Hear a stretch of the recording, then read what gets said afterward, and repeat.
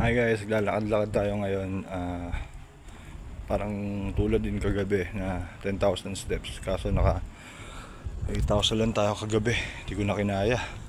Hindi ko alam bakit medyo pinagpapawisan ako ngayon. Hindi katulad kagabi. Kagabi parang naka 5,000, 6,000 steps na ako. Hindi ako pinagpapawisan. Hindi ko alam. Ayun na, naka 3,000 steps na tayo ngayon. Equivalent to 150 calories. Guys, bigla ako nagutom.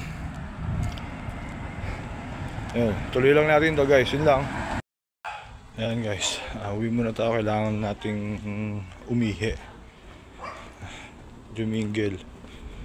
Tsaka medyo na uuhaw na ako eh. So yun lang muna.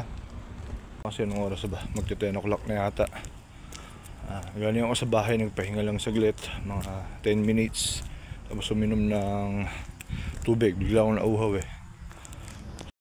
Lagi namin pinaglalaroan ni Andre tuwing Sunday and Monday.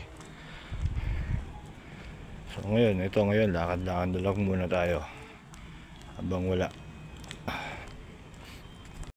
So ayan guys, parehas na tayo ng nilakad natin kagabi na 8,200.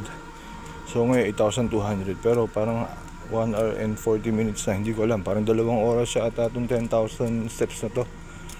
So ang tansya ko kasi kanina is 1 hour and 45 minutes. Ngayon 1 hour and 45 minutes na tayo, pero nakaka 8,200 steps pa lang tayo. 9,000 steps. So 1,000, madali na lang to.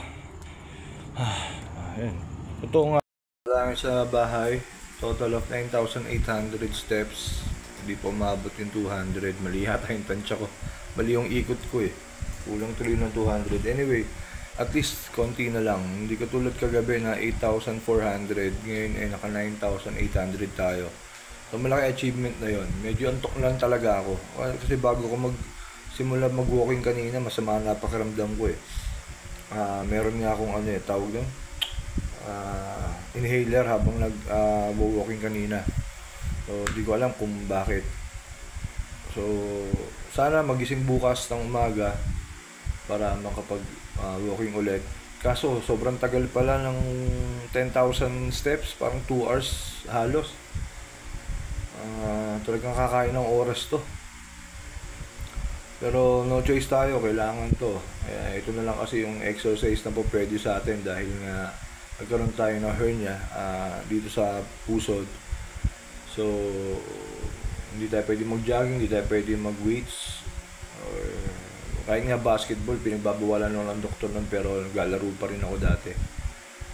Buti nga wala lang time eh, medyo may edad na rin. So yun guys, siguro palit lang ako ng damit, tapos tulog na rin ako para bukas.